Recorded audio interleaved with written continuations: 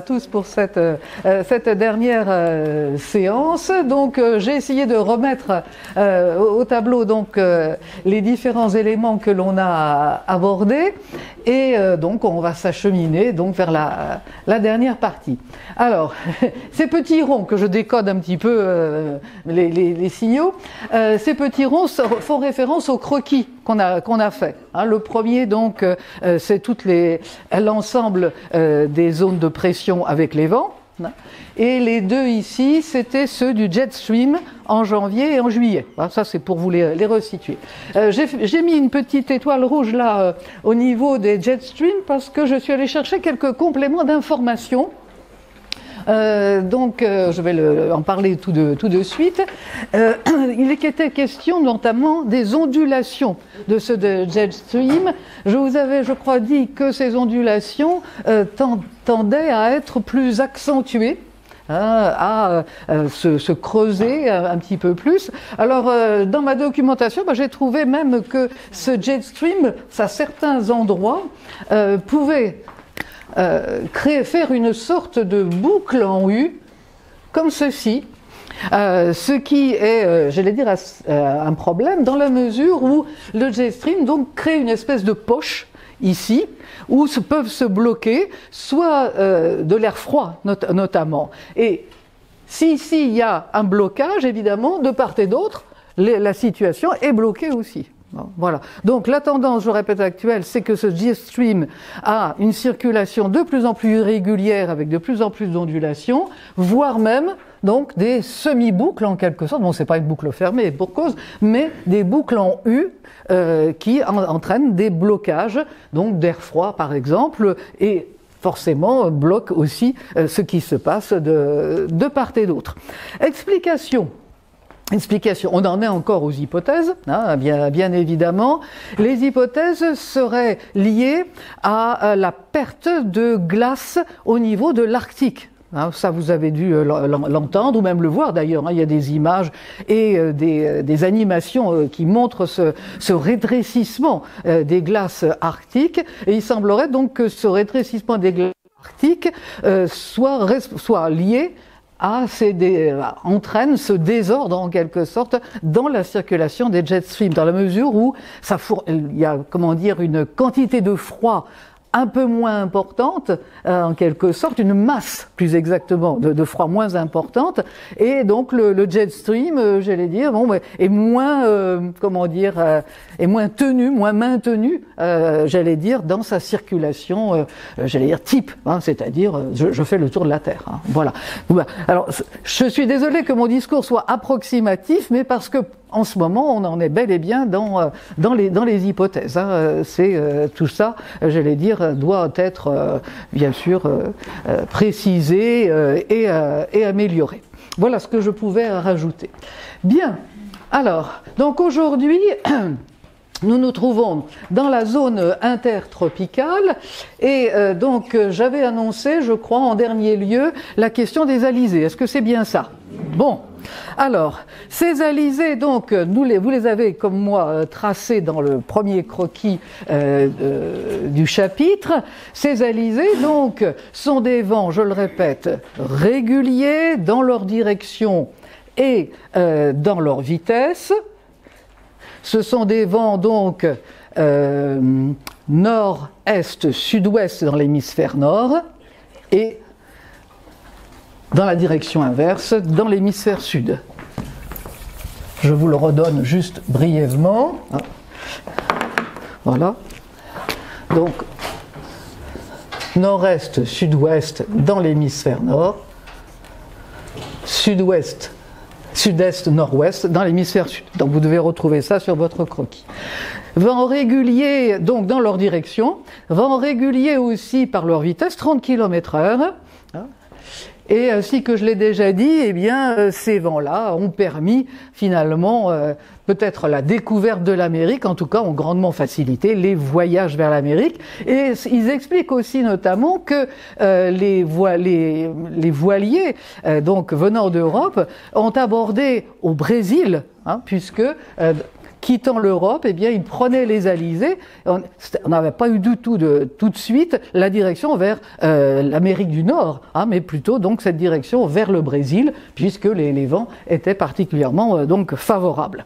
Aujourd'hui, évidemment, on n'est plus dans la marine à voile, sauf pour ceux qui la pratiquent de manière sportive, et bien évidemment les alizés continuent de les intéresser.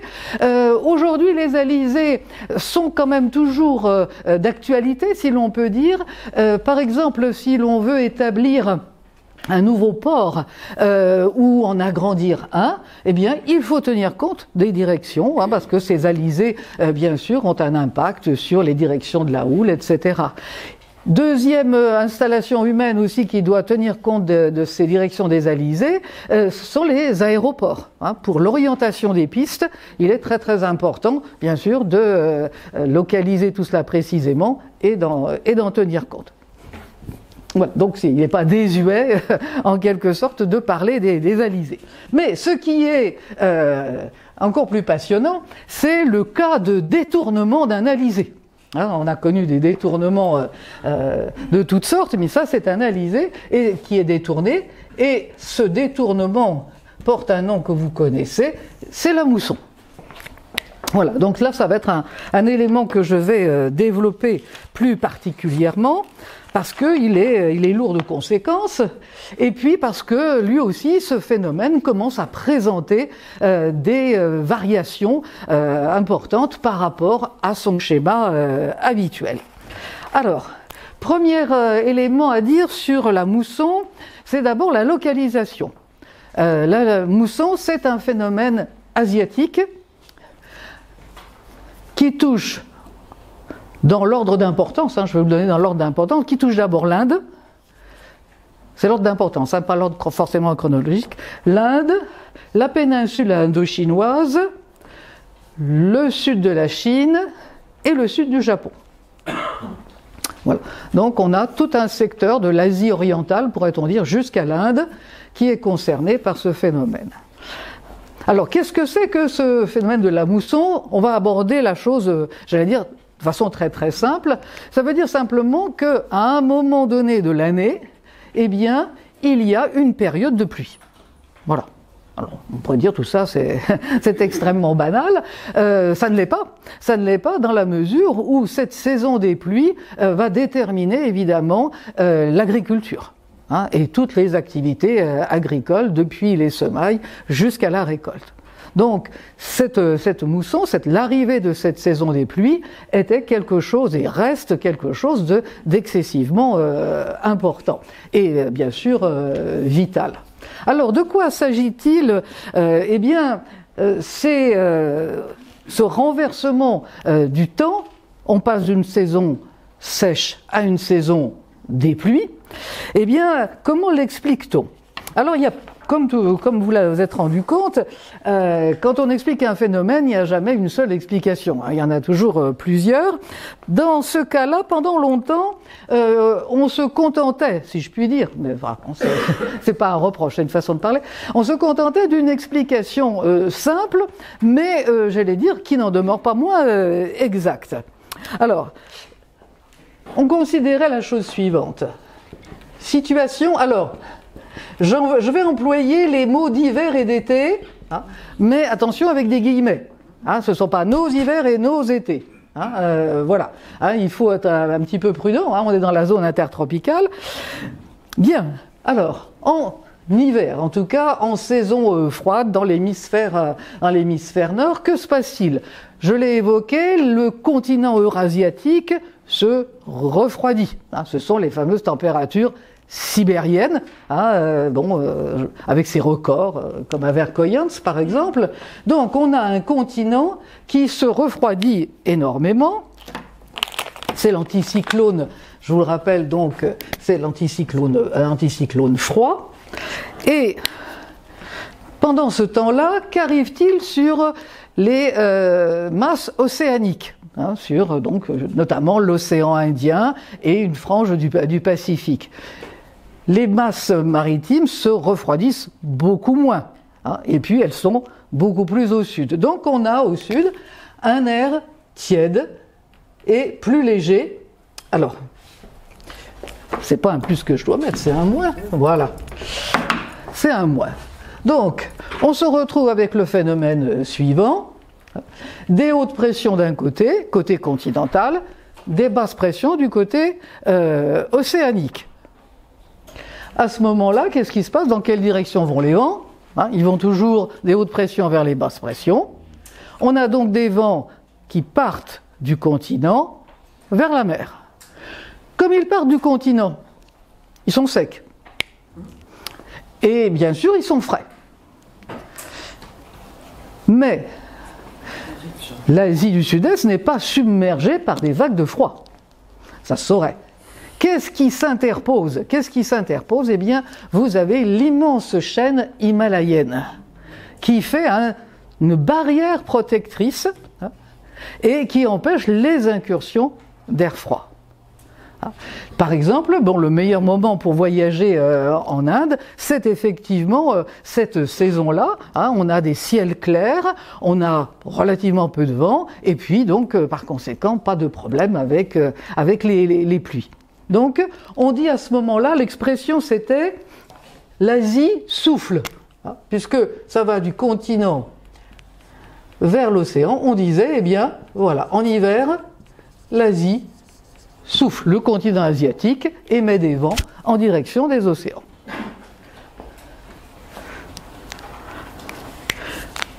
Alors, il n'est pas difficile de comprendre que, en été, eh bien, la situation s'inverse. Le continent prend un coup de chaleur, donc il a des températures basses et des températures élevées, et une pression basse, et il se passe l'inverse sur les masses océaniques, qui elles restent relativement fraîches, donc avec des pressions un petit peu plus élevées. Alors à ce moment-là, les vents basculent, et on a donc une Asie qui ne souffle plus. On dit à ce moment-là que l'Asie aspire les vents venant de l'océan vers le continent. Alors, puisque ces vents viennent de l'océan, évidemment, ils sont chargés d'humidité, bien évidemment, arrivant donc notamment sur certains reliefs, je viens de parler de l'Himalaya, évidemment, condensation à l'arrivée sur les reliefs et des pluies très importantes. Voilà. Donc, l'Asie souffle en hiver, l'Asie aspire en été. Alors, c'est une explication donc, qui est toujours valable, bien évidemment, mais qui doit être complétée. Parce que ce qui est singulier dans l'arrivée de cette saison des pluies, là encore c'est l'observation quasi millénaire en Asie, c'est que, il y a un calendrier de l'arrivée des pluies plutôt précis. On sait par exemple que sur telle côte ça va être aux alentours du 15 mai, que sur telle autre côte ça va être le 1er juin, et ainsi de suite. Donc un calendrier très précis, ça pose problème, parce que s'il ne s'agissait que de ce phénomène-là, on aurait quelque chose de très progressif. On se dirait, ça doit se faire doucement quand même, tout cela. Alors que on a au contraire un moment bien précis où, quand on est à la côte d'ailleurs, on voit à l'horizon toute une bande de nuages, des stratonimbus en l'occurrence. On appelle ça le front de mousson, qu'on aperçoit. Généralement, bien sûr, c'est bien accueilli. Voilà. Ne pensez pas comme nous que leur réflexe dans ces pays-là est de dire « Oh là là, quelle horreur, c'est le mauvais temps ». Non, au contraire. Ça y est, c'est la pluie qui va arriver. Et donc, c'est avec un rideau de pluie qui arrive à une date et qui se déclenche, j'allais dire, presque d'une façon mécanique en quelque sorte, et qui va durer plusieurs mois. Voilà. Donc le fait d'un calendrier aussi précis, finalement, ça a attiré l'attention. Alors, le deuxième élément d'explication, il nous est fourni justement par les alizés. À savoir que Vous vous rappelez, on a parlé du balancement saisonnier des zones. Alors je vous renvoie à notre premier croquis. Balancement saisonnier des zones, et je crois avoir mis sur ce croquis une petite chose bizarre. On voit des alizés qui font un crochet. Vous le revoyez, ils font un crochet en traversant l'équateur. Et oui, balancement saisonnier des zones, qu'est-ce qui arrive aux alizés de l'hémisphère sud qui franchissent l'équateur? Ils se retrouvent dans un hémisphère où la loi de Coriolis fonctionne de façon inversée, vous vous rappelez? Donc, arrivé ici, eh bien, ils tournent.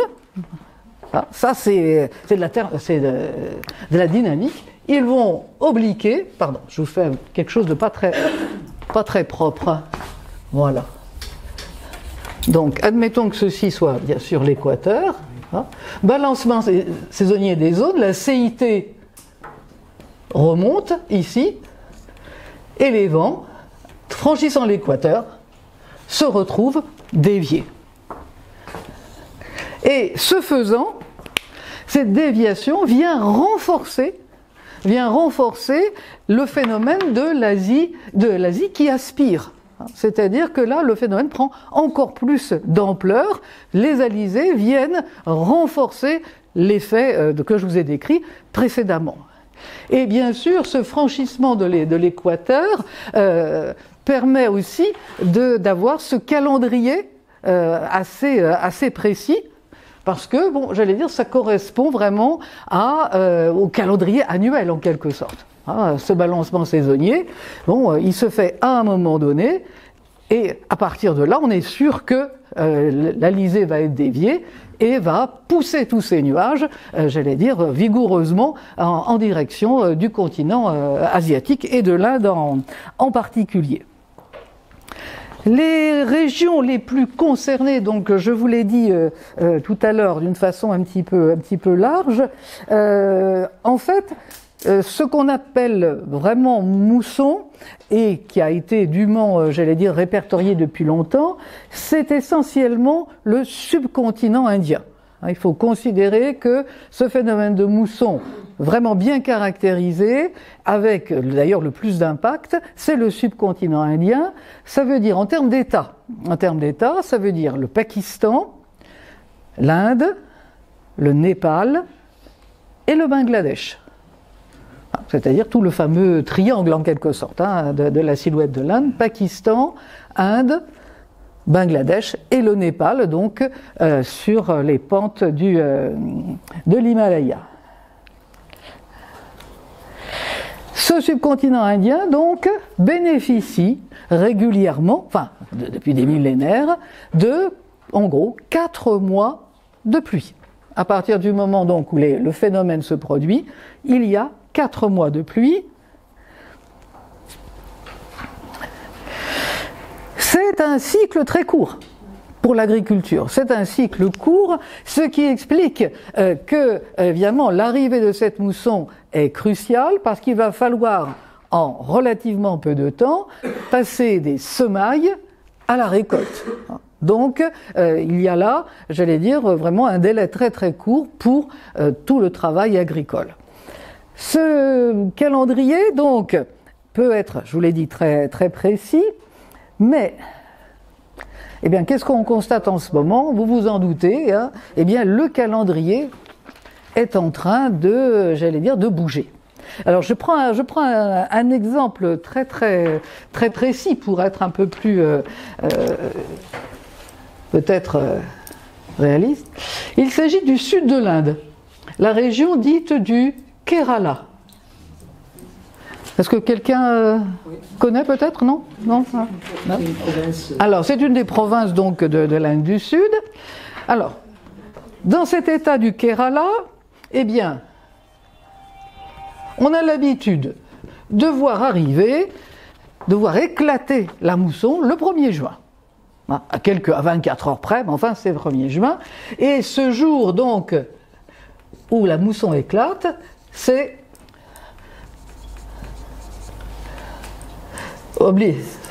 occupation britannique oblige, l'éclatement de la mousson, burst of monsoon. Voilà. Eh bien, donc dans le Kerala, les agriculteurs, et non-agriculteurs d'ailleurs aussi, sont sur ce calendrier. Eh bien, on a en ce moment, dans le Kerala, un grand problème avec une mousson qui peut prendre 10 à 20 jours de retard. 10 à 20 jours sur 4 mois, c'est énorme. Voilà.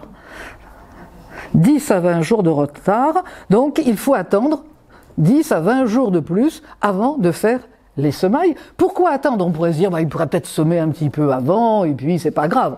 Si, c'est grave, parce que là, nous sommes donc, n'oubliez pas, dans la zone intertropicale, et quand on est en saison sèche, ça veut dire c'est très sec. Le sol est dur, comme, j'allais dire, comme de la tôle, il a craquelé, on ne peut rien faire.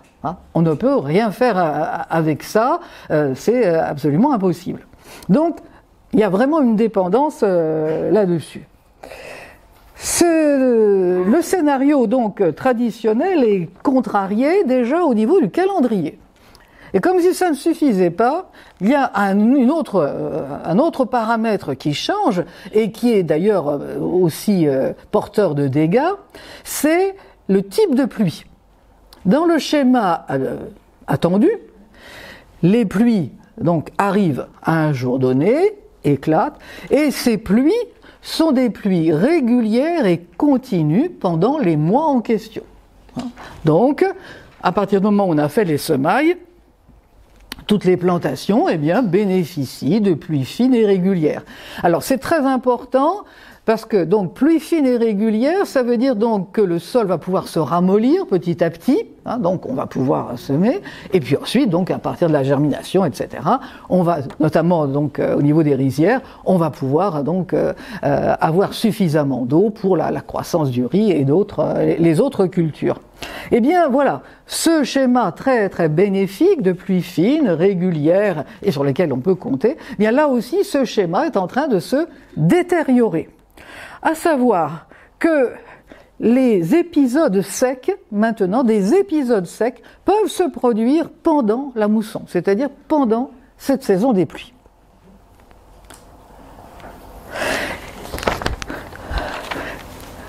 Et les précipitations, donc, qui sont ainsi devenues irrégulières, ne gardent cependant le même volume d'eau final, c'est-à-dire en moyenne 1 mètre d'eau. En 4 mois, il doit tomber à peu près à 1 mètre.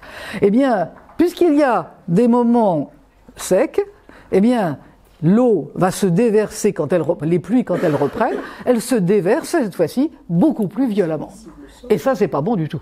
C'est pas bon du tout pour les sols et pour les cultures, parce que ça produit, vous le savez, des ruissellements intenses, ça emporte même le sol, c'est-à-dire cette partie que les plantes utilisent, ça engorge les cours d'eau, et ça peut aller très très loin. Donc, une mousson qui devient incertaine quant à son début, décalage 10-20 jours, et une mousson incertaine aussi, j'allais dire, dans sa répartition, avec des épisodes secs et des épisodes violents qui viennent lessiver, ruisseler et parfois emporter ce qui a été semé. Un autre point aussi, un autre effet, j'allais dire un autre dégât de cette irrégularité, c'est en ce qui concerne les nappes phréatiques aussi. Elles ont moins d'opportunités de se remplir doucement, tranquillement. Notamment, je rappelle que les nappes phréatiques, pour pouvoir se remplir, ont besoin que l'eau qui arrive en surface percole, c'est-à-dire traverse doucement et atteigne enfin la couche imperméable qui va retenir l'eau. Si pendant cette percolation il y a un moment où les pluies s'arrêtent, le processus s'arrête aussi. Et même il peut y avoir en surface un moment où ça ressèche, où il y a une croûte qui peut venir se former.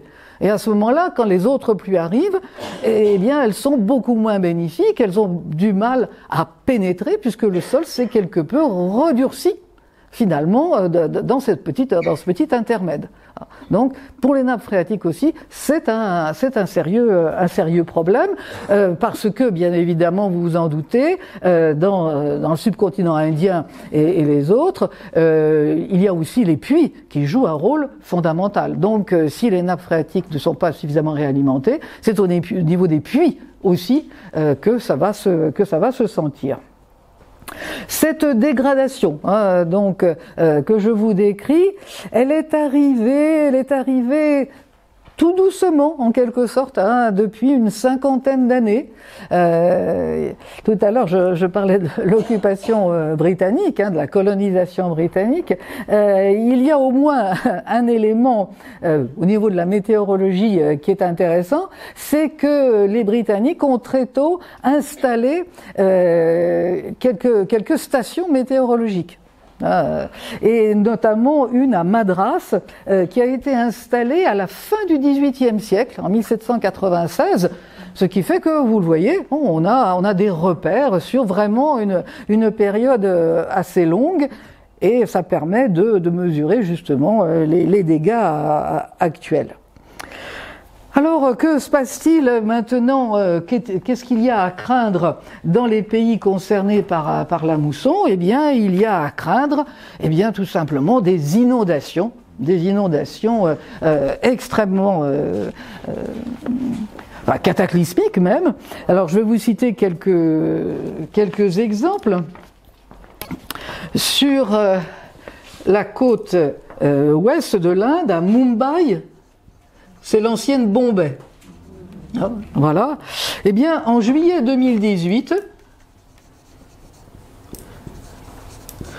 en début de mousson, il y a eu en quelques heures, je précise, plus de 1 mètre d'eau dans les rues. Alors, bien sûr, nous connaissons nous aussi en Europe les phénomènes d'inondation. Malheureusement, l'hiver là nous l'a bien montré. En Inde et notamment par exemple à Mumbai, ça prend des proportions humaines, j'allais dire absolument énormes, qui sont bien au-dessus de l'échelle de ce que nous vivons en Europe. Nous sommes dans des villes et même aussi des campagnes, mais en tout cas des villes qui sont parmi les plus denses au monde en termes de population. Bien sûr, vous imaginez toutes les infrastructures qui existent, l'électricité, etc., les transports, tout cela, je le répète, est extrêmement perturbé, endommagé. Et comme nous avons affaire aussi à un pays en développement d'ailleurs accéléré, il y a des réussites dans les activités indiennes qui sont indubitables, il n'empêche quand même que les infrastructures peinent à suivre, et que donc les réparations ensuite peinent à suivre aussi. Donc il y a un impact d'abord humain et vital, il y a des morts pendant ces inondations, et puis il y a un impact économique, parce que le temps que la machine économique puisse se remettre en route avec des réparations des infrastructures, ça prend forcément beaucoup de temps. D'ailleurs, il me vient à l'esprit que il y a une ville en Inde qui est réputée pour des activités de pointe, de haute technologie. Pour un peu, on pourrait presque la comparer à la Silicon Valley. Enfin, vous voyez, c'est du haut niveau. Bien, cette ville-là, qui s'appelle Bangalore, n'est pas sur la côte. Elle est à l'intérieur des terres. Et je pense que ces activités de pointe installées là, c'est pas le hasard. C'est pas le hasard. Ça serait beaucoup trop, bien sûr, risqué que de les installer sur les côtes. Bon, il n'empêche que le littoral garde ses avantages, bien évidemment. Mais on peut penser que un certain nombre d'entreprises indiennes et internationales, bien sûr, ont réfléchi à la question. Plus tragique encore, ce qui s'est passé au Pakistan, c'est-à-dire à l'ouest de l'Inde, en 2022, c'est pas loin du tout dans le temps, au mois d'août, là encore la mousson a eu un impact très très violent, des pluies aussi très très abondantes en très peu de temps. Et nous sommes au Pakistan, dans le delta de l'Indus. Donc nous avons affaire aussi à un des fleuves les plus puissants du monde, un de ces fleuves qui sont alimentés de delta, plus donc la mousson qui se déclenche et qui se déchaîne très violemment, eh bien un tiers du pays a été inondé. Un tiers du pays. Alors j'ai cherché un petit peu les chiffres parce que là encore, hein, on a du mal à saisir un petit peu les surfaces. Un tiers du Pakistan, ça représente quoi? Ah, un tiers du... J'ai dit une moitié, non? Un tiers. Non, j'avais bien dit un tiers, pardon. Quelquefois, il faut que je m'auto-surveille. Alors, donc, un tiers du Pakistan, qu'est-ce que ça représente, hein? Voilà, dit comme ça reste très abstrait. Eh bien, c'est pas compliqué, c'est la moitié de la France métropolitaine. Hein, voilà, hein, donc vous voyez, vous prenez la moitié de la France, hein, et vous la mettez sous les eaux, au sens vrai du terme, et vous avez donc l'ampleur des dégâts. Ce qui s'est passé dans le nord, de la France, nous a bien montré qu'il ne s'agit pas seulement de la montée des eaux, mais qu'il faut attendre, bien sûr, que le sol l'absorbe, il faut attendre que les cours d'eau finissent par l'évacuer. Donc les inondations, c'est un très très long laps de temps. Et plus la surface inondée est vaste, plus ça va prendre de temps, bien sûr, pour que l'eau soit résorbée et finisse par laisser la place, bien sûr, aux activités humaines. Donc ça a été vraiment une tragédie pour le Pakistan cette année de 2022. Là encore, on pourrait dire, bon, d'accord, il y a des désordres, il y a des choses qui ne sont pas tout à fait comme avant, mais c'est peut-être pas la première fois. Hein, peut-être qu'il y a eu effectivement d'autres moments de perturbation dans ce schéma de la mousson. Alors à ce moment-là, il faut faire appel aux paléoclimatologues. Ces gens, j'allais dire, qui font un travail extrêmement passionnant pour essayer de connaître un petit peu le passé climatique de notre planète. Alors, on a interrogé, bien sûr, les paléoclimatologues, et effectivement, ils disent oui, il y a déjà eu des variations sur le phénomène de mousson, des moments de mousson avec davantage de pluie ou un peu moins de pluie, mais, disent-ils, ces tendances vers l'abondance ou ces tendances vers la diminution se jouaient sur un laps de temps très très long. Un laps de temps qui permettait aux populations et à leurs activités de s'adapter. Aujourd'hui, eh bien, on a effectivement ces irrégularités. Le problème, c'est qu'elles sont extrêmement rapprochées dans le temps et qu'effectivement, elles nous prennent par surprise.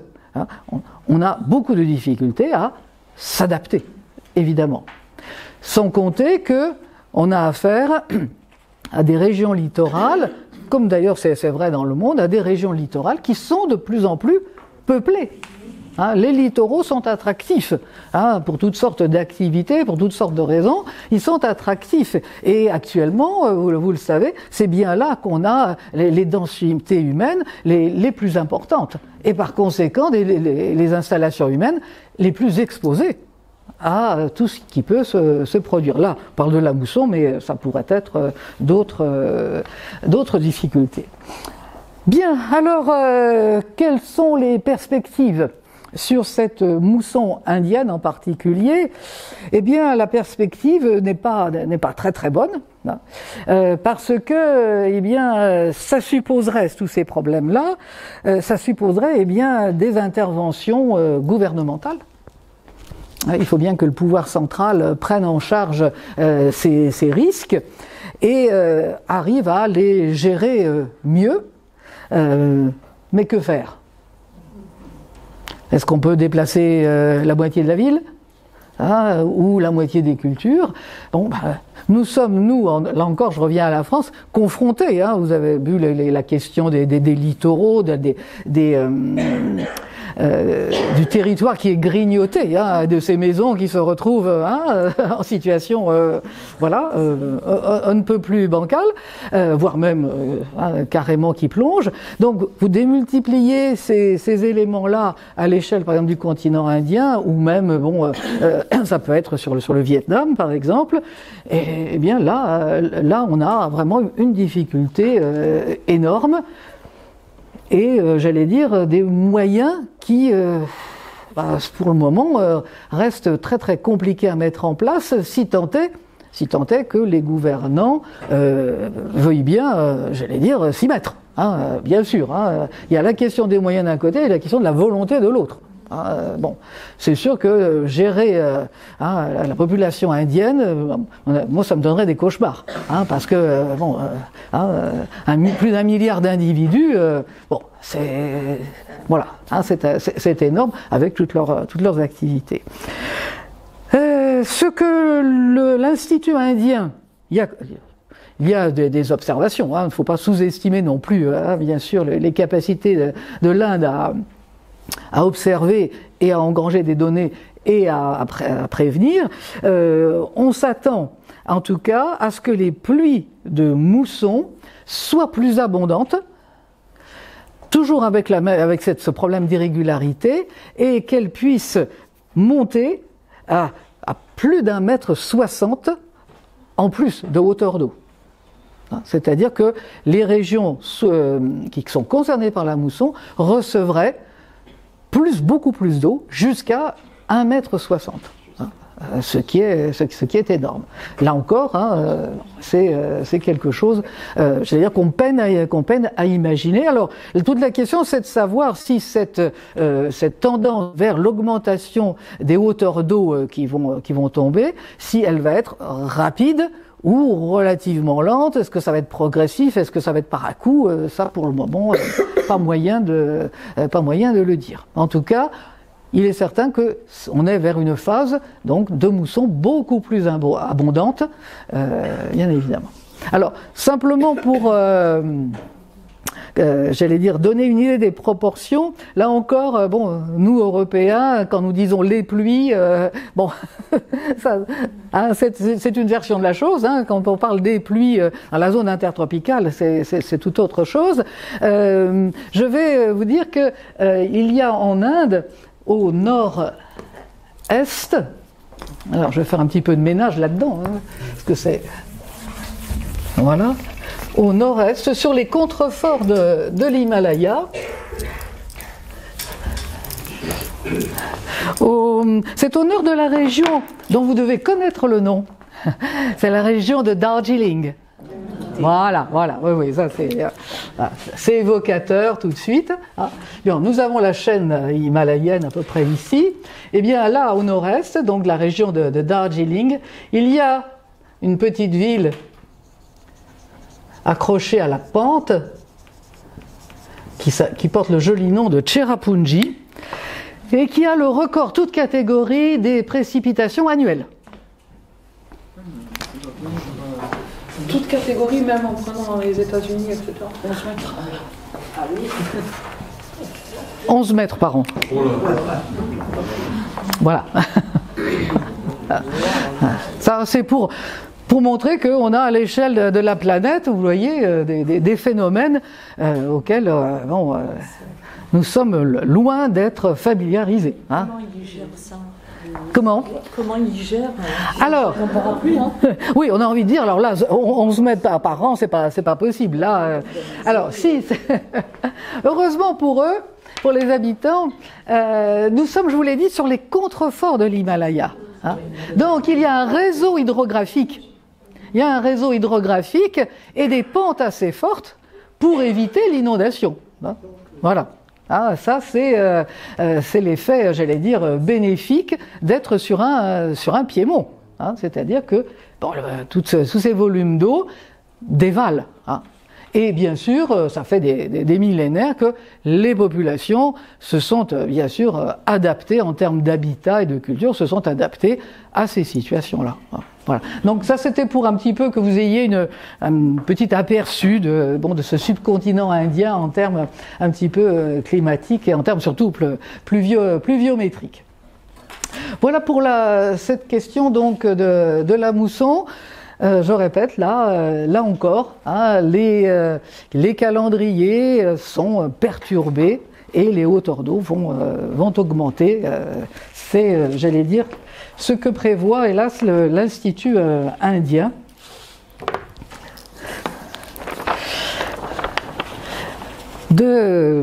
Institut, donc, c'est vrai, l'Institut de l'agriculture d'ailleurs qui fait cela. Bien, c'est relativement clair. C'est bon? Voilà. On voyage un peu quand même. Voilà. Donc surtout, n'allez pas en Inde en période de mousson. Hein, de toute façon, j'allais dire ça, toutes les agences vous le diront. Hein, c'est pas. Voilà. Hein.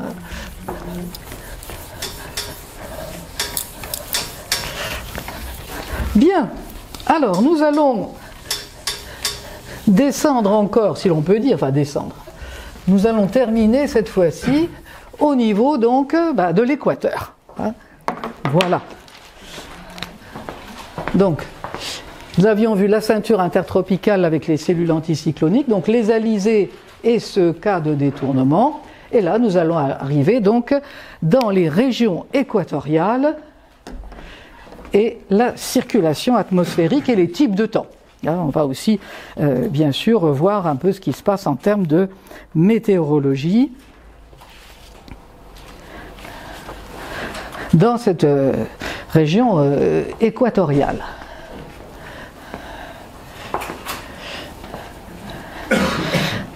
Alors, la région équatoriale, donc, eh bien, c'est une région, on aurait envie de dire, somme toute, un tantinet monotone. C'est plutôt monotone. Il y a peu de vent faible. On est dans ce qu'on appelle, je vous avais donné le terme. On est dans une situation, ce qu'on appelle le marais barométrique. Hein. Il y a très peu de contraste de pression. Alors comment voulez-vous que l'air se déplace? Ben non, l'air est plutôt stagnant. Des vents faibles dans le sens latéral, bien sûr. Mais par contre, il y a de puissants mouvements verticaux. Il y a des ascendances. Rappelez-vous donc la convergence intertropicale. On a au niveau de l'équateur le schéma suivant. Je vous le redonne. Donc cette fois-ci, je me place en profil, hein, bien sûr. Voilà. L'équateur, les hautes pressions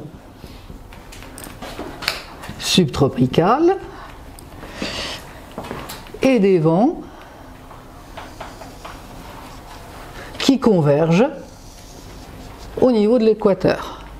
Ici, peu de variations de pression, par contre, des ascendances très très fortes, au point d'ailleurs qu'on parle de cheminée équatoriale.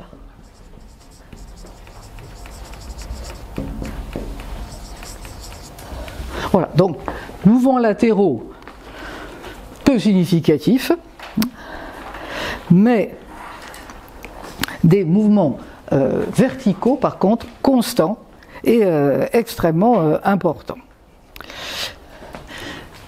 Quel type de temps fait-il à cette latitude, vers le 0 degré de latitude? Eh bien, c'est un cycle journalier.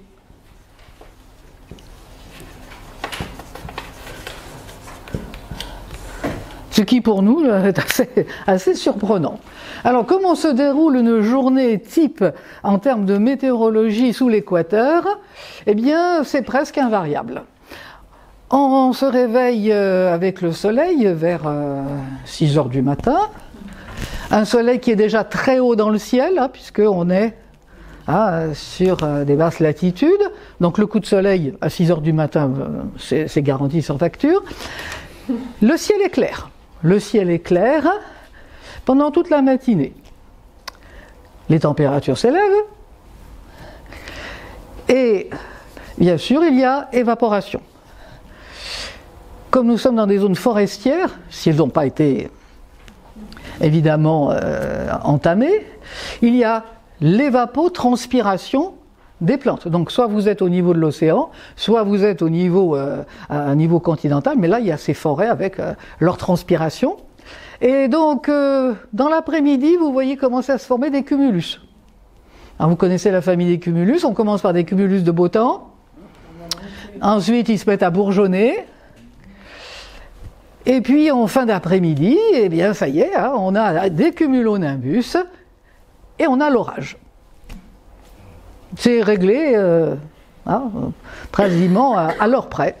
On a l'orage, donc toute la condensation de la journée retombe au sol, purge en quelque sorte l'atmosphère, et 6 heures du soir, c'est la nuit, voilà. Voilà. Et bien demain on recommence. Voilà. Donc c'est une météorologie, j'allais dire, qui n'a pas beaucoup de mystère, si l'on peut dire, hein, parce que c'est vraiment le cycle de augmentation de la chaleur, évaporation, condensation, l'eau qui retombe, et ainsi de suite. On a tous les jours ce système-là.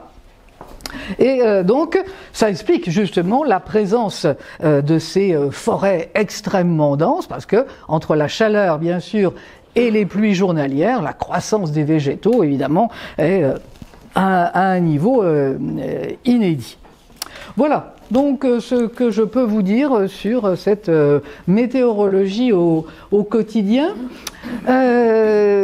Et je vous ai indiqué donc que concernant cette zone équatoriale, il y a un phénomène donc dont on parle de plus en plus, depuis, je ne saurais pas le dire, mais enfin, bon, peut-être 20 ou 30 ans au moins, c'est le phénomène donc qu'on appelle El Niño.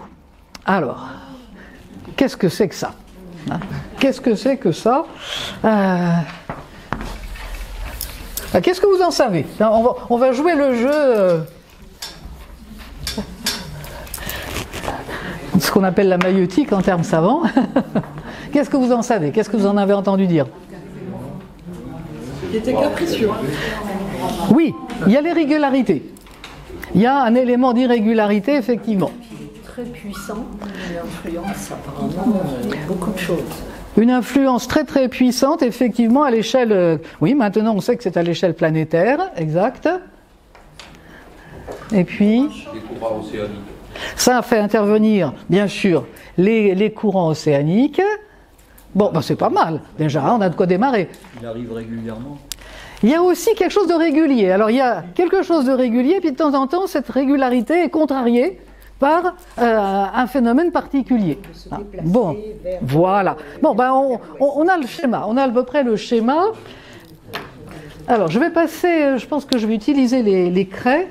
On va essayer de bien localiser tout cela, et ce qui permet de mieux comprendre. Alors, j'ai créé exprès pour vous un petit croquis. Voilà. Alors, nous allons nous installer dans... j'allais dire la portion de territoire où le phénomène a été identifié et nommé, c'est-à-dire l'Amérique du Sud. Alors, pour se repérer, on va faire intervenir donc les parallèles, et après, je vous ferai les silhouettes des continents, les silhouettes, hein, bien sûr. Donc, nous sommes en zone équatoriale, donc on va s'installer entre 0 et 10 degrés de latitude nord.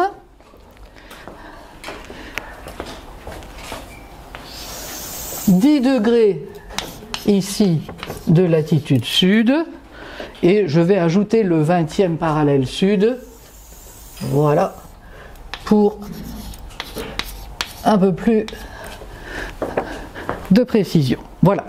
Donc, alors, où sommes-nous exactement ? Eh bien, nous sommes dans la partie nord-ouest de l'Amérique latine. Alors, ça va être des silhouettes, hein, je vous préviens, comme d'habitude. Donc, il va falloir inscrire ici, j'espère que vous arriverez à le reconnaître, Qu'est-ce que c'est cette chose étrange? Panama.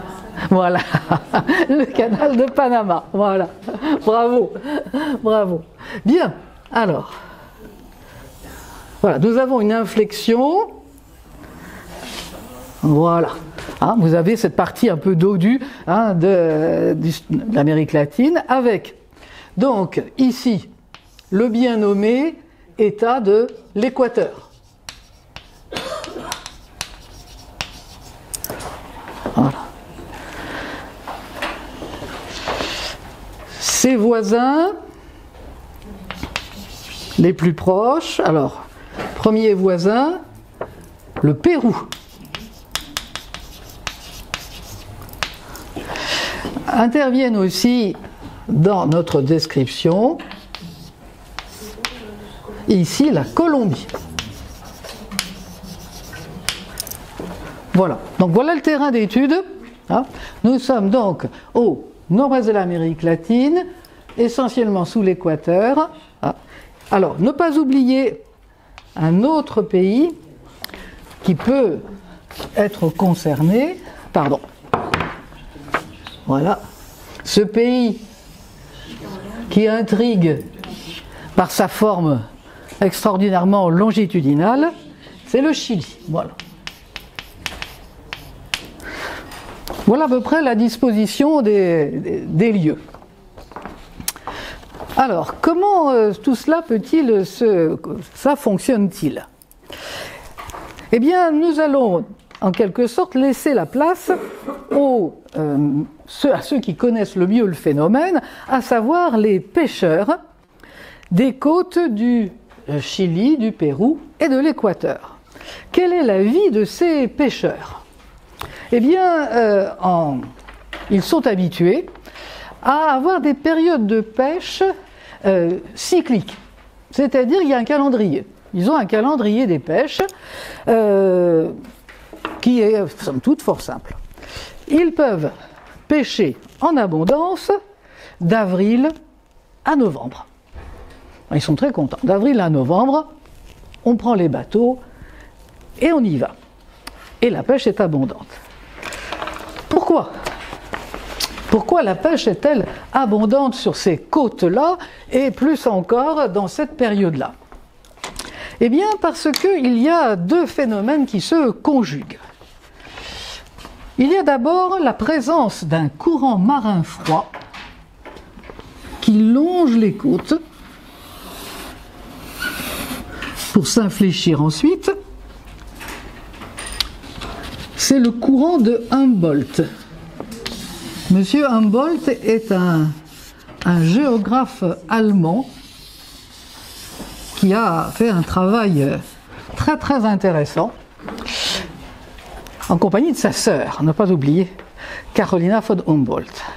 Voilà, donc un courant qui vient de l'Antarctique, courant de Humboldt.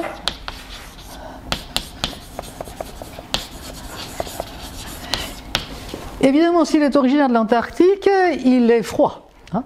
Il charrie de l'eau froide, et dans cette eau froide, eh bien, le plancton s'en donne à cœur joie et se développe. Hein. C'est une eau donc qui est très riche en nutriments, phosphore, etc. Et donc, ces nutriments permettent le développement du plancton. Et évidemment, donc là, on est au début de la chaîne alimentaire, qui dit plancton, dit poisson. Voilà, hein, donc là, situation très intéressante. L'embêtant, quand même, c'est que ces courants marins ne sont pas en surface. Hein. Ils sont à peu près 100 mètres de profondeur. C'est là qu'interviennent, encore une fois, les alizés. On n'en parlait plus, mais ils sont là. Les alizés, donc, dans la partie sud, ont cette trajectoire-là à peu près. Bon. Et évidemment, ils soufflent aussi au-dessus de la mer. Et c'est là qu'ils deviennent intéressants. Ces alizés qui soufflent au-dessus de la mer chassent l'eau de surface. Ils la poussent, ils la balayent en quelque sorte. Ils la balayent régulièrement. Hein. Vous vous rappelez, les alizés, c'est régulier, ça, bon, hein, c'est fiable. Donc, on a là une conjonction formidable avec les eaux les plus chaudes de surface qui sont régulièrement balayées par l'alizé, ce qui permet aux eaux froides qui sont dessous de remonter. Ce phénomène de remontée d'eau froide a été bien identifié et on l'utilise de façon internationale. C'est ce qu'on appelle un phénomène d'upwelling. C'est plus court que remontée d'eau froide. Avec cette histoire-là, ils gagnent toujours les Anglais parce qu'ils ont quand même une capacité linguistique à faire court. Donc, voilà ce qui fait le bonheur donc de nos pêcheurs d'avril à novembre. Donc plancton, enfin nutriments, plancton, poissons, grâce à la conjonction heureuse du courant de Humboldt et des alizés de l'hémisphère sud. Que se passe-t-il en dehors de la période avril-novembre? Que se passe-t-il? Eh bien, nos pêcheurs savent que à partir de décembre, donc jusqu'à en gros mars, il y aura moins de poissons. Ils savent qu'il y aura moins de poissons. Ils y sont habitués, ils gèrent leur vie ainsi. Et pourquoi? Pourquoi est-ce qu'il y a moins de poissons à ce moment-là, au niveau de décembre notamment? Eh bien parce que dans les courants marins, il n'y a pas que des froids, il y a aussi les courants marins chauds. Et nous avons, justement pas très loin, le courant du Panama. Un courant marin chaud, voilà.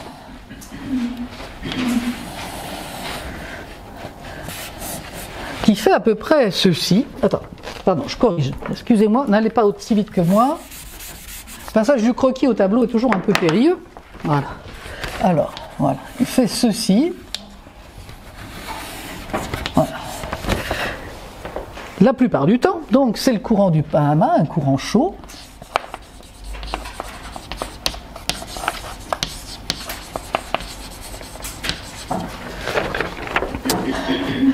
Et à partir de fin novembre, décembre, eh bien, il descend un petit peu vers le sud. Il descend un petit peu. Il descend un petit peu et justement, il est chaud. Alors, du coup, il contrarie un petit peu l'upwelling, il y a moins de nutriments, il y a un peu moins de plancton qui peut remonter, il y a moins de poissons. Voilà. Et donc, comme dans le calendrier, eh bien, ça correspond au mois de décembre, eh bien, évidemment, le nom de ce phénomène, le petit surnom de ce phénomène, c'est El Niño, c'est-à-dire le petit Jésus. Voilà, le petit Jésus.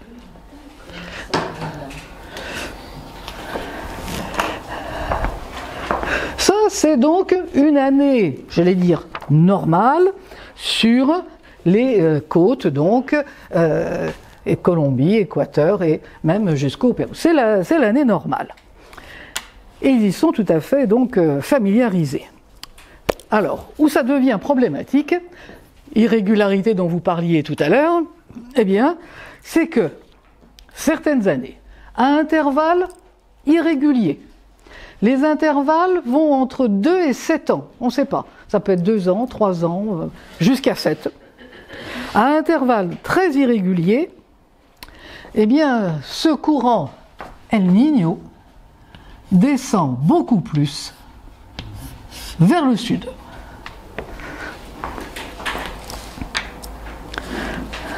Il descend beaucoup plus vers le sud, et à ce moment-là, eh bien, ça devient inquiétant, parce qu'il apporte là vraiment un réchauffement, il contrarie complètement l'upwelling, et donc au niveau de la pêche, j'allais dire, là, on a une interruption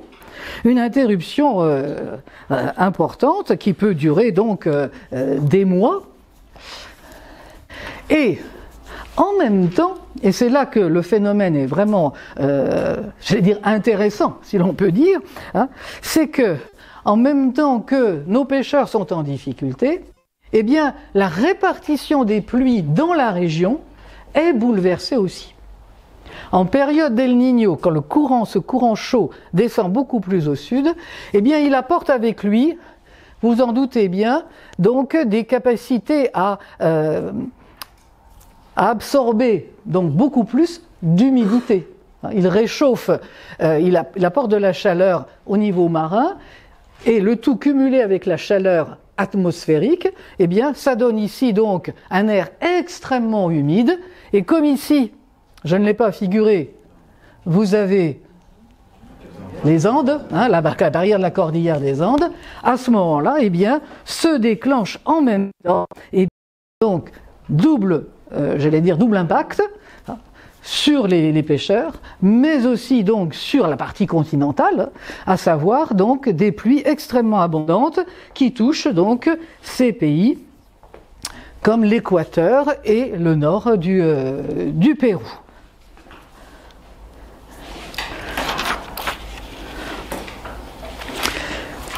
Mais ce que je comprends pas, c'est que c'est pendant la période où ils ne pêchent pas de toute façon.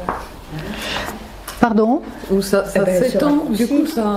Alors, la période de pêche disparaît à ce moment-là. Voilà, la période de pêche, j'allais dire, est complètement bloquée, en quelque sorte. Elle est bloquée, de même que, je répète, les masses humides ici se frayent un passage là où elles ne sont pas, j'allais dire, aussi abondantes habituellement.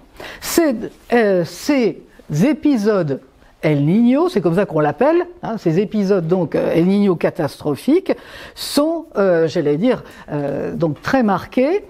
Et ce qu'on a observé, vous l'avez dit d'ailleurs vous-même tout à l'heure, c'est que il y a, à partir de cette anomalie, ici, d'autres anomalies qui se déclenchent à la surface du globe.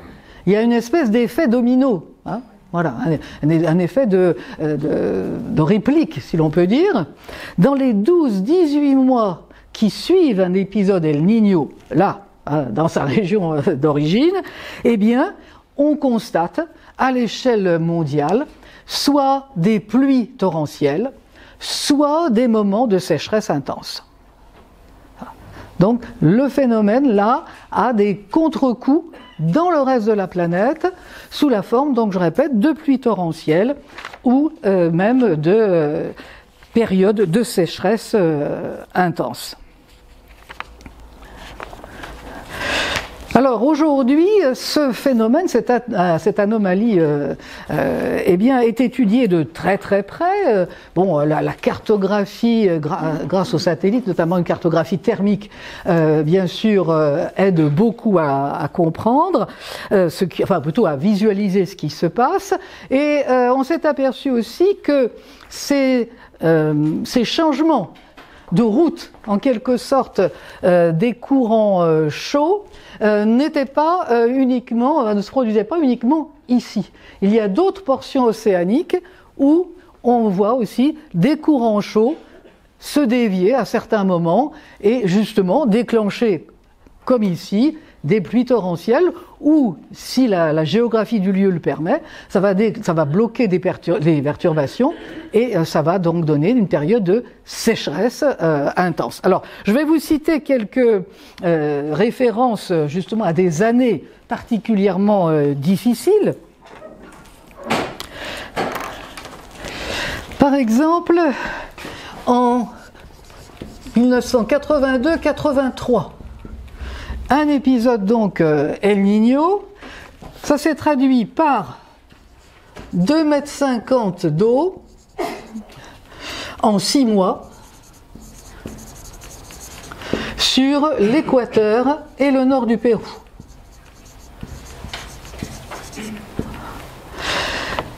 En même temps, on a observé dans le Pacifique que des typhons, on a étudié ça, on sait comment ils se produisent, mais ces typhons ont eu une trajectoire tout à fait anormale. Ils sont allés jusqu'à Hawaï, jusqu'à Tahiti, où habituellement on ne les voit pas. Donc vous voyez là aussi un autre désordre induit, ou en tout cas concomitant, avec ce phénomène El Niño, donc des typhons dans des régions qui habituellement ne sont pas du tout exposées. 1997, cette fois-ci par exemple c'est la Californie qui a connu des précipitations très abondantes et un état de la mer, j'allais dire, très très intense, avec des vagues de 4 mètres de haut. Hein, donc ces côtes californiennes qui, en temps normal, sont, j'allais dire, plutôt accueillantes, là ne l'étaient plus tellement. On a enregistré cette même année en Indonésie, qui est pourtant dans la zone intertropicale, une sécheresse intense, une période de sécheresse, avec évidemment son lot de feux de forêt. Impact aussi sur la Floride, avec des tempêtes et des inondations. Donc voilà, hein, ça vous donne une idée de ce qui est, j'allais dire, ce qui accompagne ce phénomène qu'on pensait plutôt local au départ, enfin local, disons régional, à une certaine échelle, et donc on s'aperçoit de coïncidences, bon, j'allais dire, qui ne peuvent pas être évidemment dues au hasard. Un épisode un peu plus récent, 2002, avec notamment pour l'Australie, une période de sécheresse extrêmement longue, qui a été accompagnée d'incendies, j'allais dire, d'une dimension jusque-là jamais vue. Hein, vous vous rappelez peut-être des images. Et donc, d'ailleurs, ça n'a pas été la seule année, mais la 2002 a été une des pires années. Plus proche de nous, il y a eu un épisode El Niño en 2014-2015, avec, donc je répète, ce contraste de pluie abondante là où on ne les attendait pas, et de sécheresse très prolongée là où, en principe, elles ne se produisent pas. 2014-2015, eh bien, sécheresse aggravée en Afrique du Sud, par exemple, et en Asie de l'Est. Par contre, en Amérique du Sud, on était dans les inondations. Voilà. Alors, je vous ai dit intervalle de 2 à 7 ans, durée plusieurs mois, 9 mois à 2 ans. Ah oui, voilà, hein, quand on dit épisode El Niño, c'est pas, bon, quelques semaines, hein, c'est, d'après les observations qu'on a faites depuis 1900, c'est une durée de 9 mois à 2 ans. Donc vous voyez que ça bloque véritablement une situation pendant un temps très important. Quels sont les autres phénomènes qui pourraient être liés à cela? Oui, pardon. À quoi sont dus les El Niño? Est-ce qu'il y a des volcans sous-marins, peut-être? A priori, non. Enfin, alors nous sommes effectivement tectoniquement, hein, bien sûr, dans une zone de subduction, avec dans la chaîne, dans la cordillère, des phénomènes volcaniques, c'est certain. Non, on n'a pas ici, j'allais dire, des faits qui pourraient effectivement être liés. Non. Le courant chaud du Panama, c'est un courant, j'allais dire, entre guillemets, ordinaire, hein, mais qui effectivement, et c'est là que ça achoppe, je comprends votre question, moi aussi je me la pose, c'est pourquoi à un moment donné il dévie sa route à ce point-là, hein, parce que là on est dans les milliers de kilomètres, hein, c'est énorme.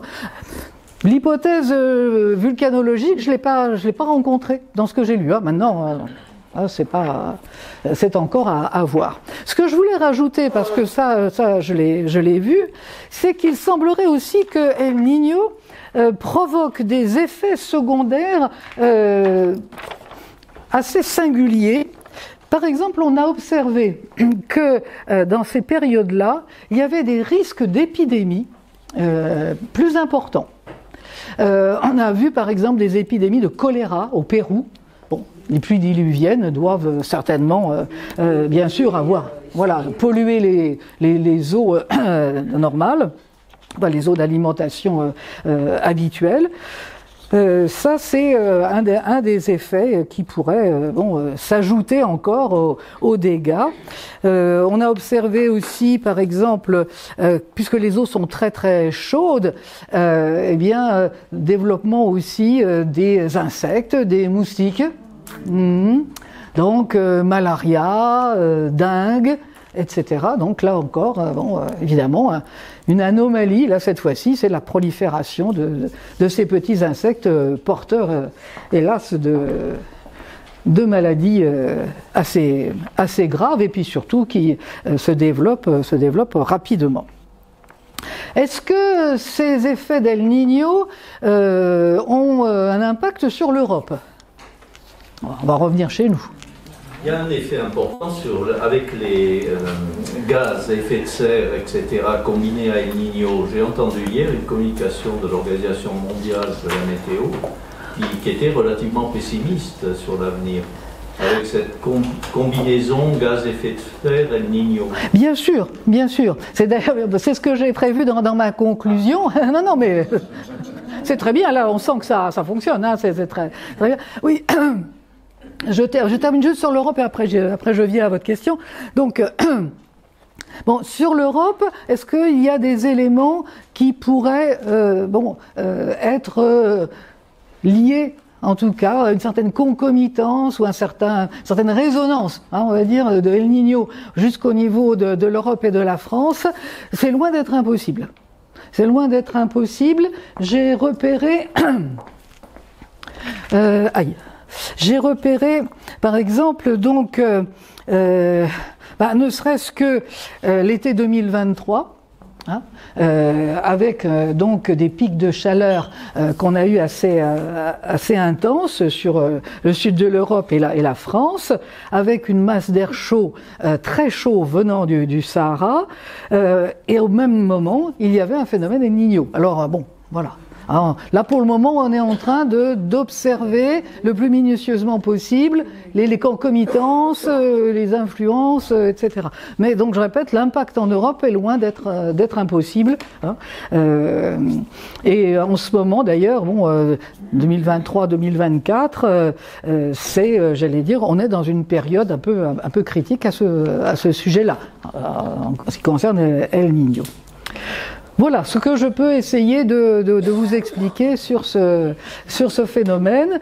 Il est certain que, on va en apprendre sûrement plus, mais avec, comme vous le disiez, ce qu'on va apprendre de plus, à mon avis, ne risque pas d'être très rassurant. Ça, je suis bien d'accord. Bien. Alors, on va passer à notre conclusion. Je crois qu'il va être temps. Voilà. Et le phénomène de la Niña. Vous connaissez la Niña. Alors, la Niña, c'est tout simplement la période faste. C'est-à-dire la période de pêche, la période habituelle, la période où on est content, où les bateaux rentrent pleins, etc. Voilà. Alors, je ne sais pas si ce sont les pêcheurs qui se sont amusés à dire ça, j'en sais rien, ou un journaliste quelconque, ça leur arrive de nous inventer des choses. Donc, quand on dit la Niña, ça veut dire que, on est dans la situation la plus favorable et que tout va bien. Voilà. Pour une fois, j'allais dire, les calamités ne viennent pas du féminin, mais du masculin. Voilà. Même si on a rétabli les choses pour les cyclones.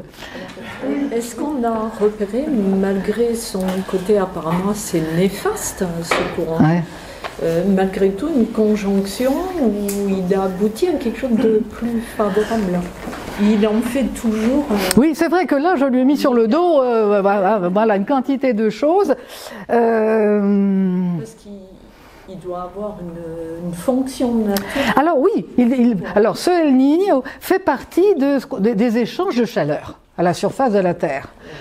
Et effectivement, les échanges de chaleur au niveau de la Terre sont modifiés, ont été et continuent d'être modifiés par les effets de serre, tout cet effet de réchauffement. Alors ma conclusion, justement, elle porte là-dessus. Pendant fort longtemps, la météorologie, la climatologie, l'étude des courants marins, tout cela semblait, j'allais dire, des domaines bien séparés. Il y a ce qui se passe dans l'aérien, dans l'atmosphère, dans la troposphère plus exactement, et puis il y a ce qui se passe sous la mer. Bon, les deux étant passionnants, d'accord, mais je disais, bon, entre les deux, évidemment, il y a eu des échanges. On sait que la mer a tiédi pendant l'hiver et rafraîchi pendant l'été, ça tout le monde le sait.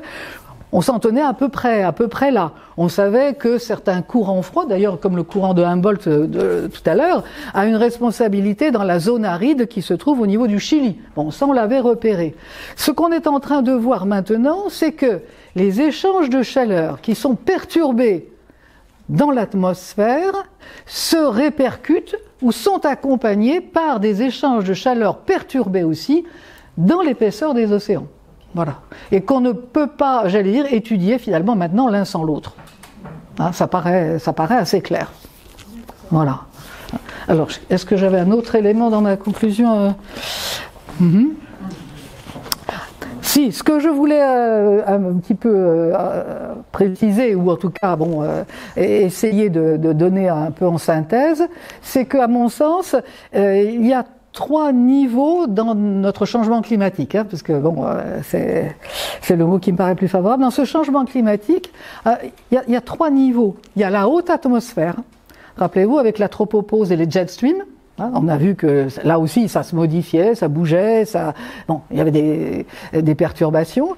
Il y a la troposphère, avec son réchauffement et ses propres, bien sûr, ses propres fonctionnements. Et puis il y a les masses océaniques, c'est-à-dire jusqu'à plusieurs centaines de mètres de profondeur. Et tout ça, j'allais dire, fonctionne ensemble. Ce ne sont pas des éléments séparés. Hein. Il y a des interactions extrêmement fortes qui vont du bas en haut, j'ai problème de schéma corporel là, qui vont de bas en haut et de haut en bas.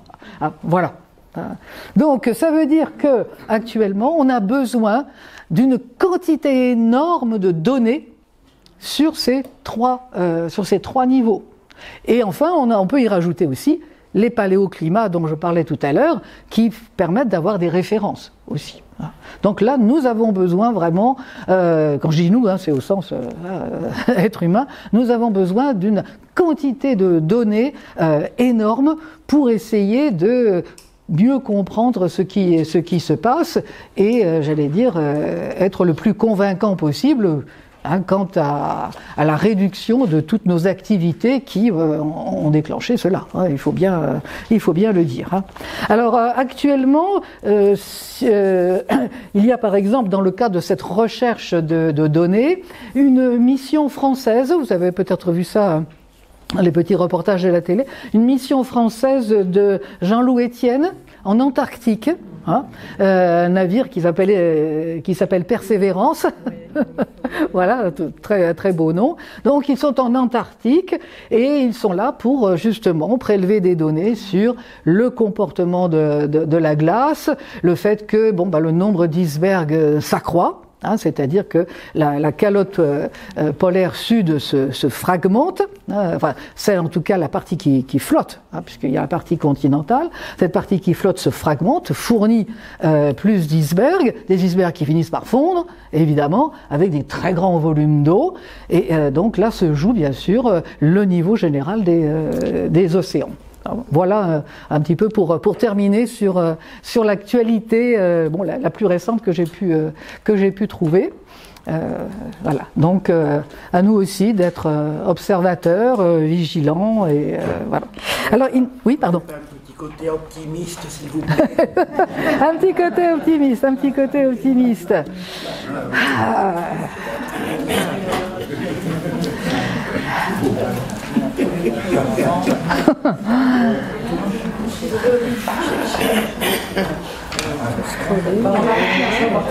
Sur la météo qu'il faut mettre en avant.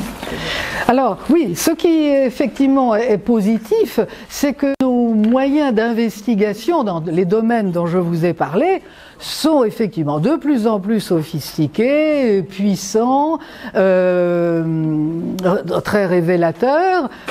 Les satellites météo, j'allais dire, parcourent notre espace et nous donnent vraiment en temps réel, j'allais dire, des indications très précieuses sur l'état de l'atmosphère, l'état aussi des courants marins. La documentation dont nous avons besoin, nous pouvons l'avoir. Hein, nous pouvons la voir, etc. Et nous pouvons la communiquer. Et j'allais dire, en termes donc de pression sur les agents, j'allais dire, qui eux ont déclenché ce réchauffement climatique, là on a, j'allais dire, une démonstration qui est j'allais dire, de plus en plus, à mon avis, convaincante, hein, bien évidemment, et urgente aussi. Maintenant, la question, c'est l'inertie des populations humaines. Bon, il y a un facteur d'inertie, au niveau individuel, on n'est pas encore tous politiquement corrects avec toutes sortes de choses, c'est certain, et vous devez multiplier ça, avec nos milliards d'individus. Le climato-scepticisme, il n'y a pas que l'inertie, il y a également le fait de ne pas y croire. Bien sûr. Alors quand je dis inertie, c'est parce que il y a ceux qui sont là en train de dire c'est pas grave, ou bien de toute façon je m'en fiche, moi je vais, vu ma espérance de vie, ça va pas me toucher, ou Dieu sait quoi, hein, évidemment, vous avez toujours... Les gens, madame, qui cultivent le climato-scepticisme, ils s'appuient sur quoi pour tenir la route? Alors par exemple, ils vont dire bien ce que j'avais rappelé, à savoir que c'est pas la première fois que la Terre subit des changements climatiques. Hein, et qu'effectivement, sur le territoire français, à un moment donné, il y avait des palmiers et des récifs coralliens. Hein, par exemple, le massif du Vercors, il est formé de calcaire corallien. Alors, voilà. Hein. Mais bon, là, on est dans les millions d'années, on est à l'échelle géologique. Oui, bien sûr, c'est une période hyper longue. L'activité maritime intense du canal de Panama ne réchauffe pas l'océan. Est-ce que c'est pas une des conséquences aussi? Parce qu'il y a énormément de passages de bateaux. C'est vrai. J'ai pas d'éléments là-dessus. Mais bon, on avait parlé des couloirs aériens et de leur effet. Donc vous n'avez pas tort, effectivement. C'est aussi une activité et c'est aussi un des éléments, oui, c'est pas faux. Surtout dans des zones qui sont déjà chaudes par nature, par effet, j'allais dire, astronomique, c'est le cas de le dire. Tout élément qui vient se surajouter peut avoir un impact, c'est certain. Ouais. Il y a des pays conscients des problèmes. Regardez les Maldives qui sont en train de construire des pôles d'air tout autour de leurs îles. Pour pouvoir sauvegarder leur avenir. Oui, parce qu'eux, ils sont au niveau de la mer actuelle, et donc effectivement, rien qu'avec 50 cm, voilà, oui, ils sont, c'est ce qu'on va, hélas, on a déjà le nom avant d'avoir presque la chose, on aura des réfugiés climatiques. Et ce qui est très pernicieux, c'est qu'en plus, ils ont des infiltrations de leur sol arable par de l'eau salée. Bien sûr. Qui stérilise le peu de surface de sol arable sur ces îles.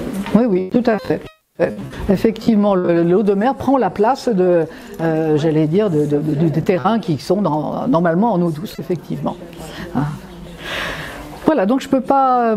mais je vois que moi, je pense aussi que c'est un bon défi. Oui, c'est vrai. Nous sommes très nombreux. Ce qui est un problème, mais on peut considérer que c'est une force énorme. Que c'est aussi une force énorme.